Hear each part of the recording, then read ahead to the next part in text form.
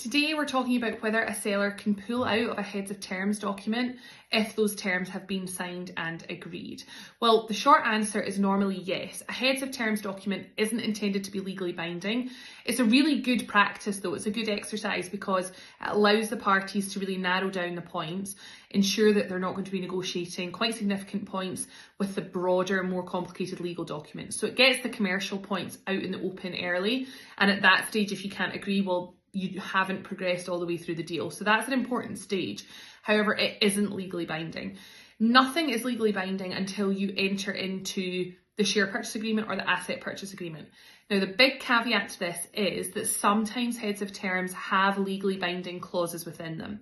And sometimes those include exclusivity and clauses on fees. Now, if there is a clause on exclusivity, what that means is that the seller may be bound in for, say, a 3-4 month period.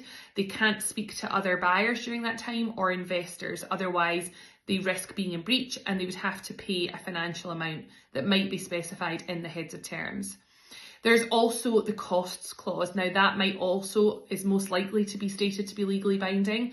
And that'll basically say that if the seller pulls out, they have to reimburse the buyer for their costs. Now, if you take legal advice on your heads of terms, hopefully you don't end up in a situation where you're too constrained by those, but they are common and it's definitely something to watch out for.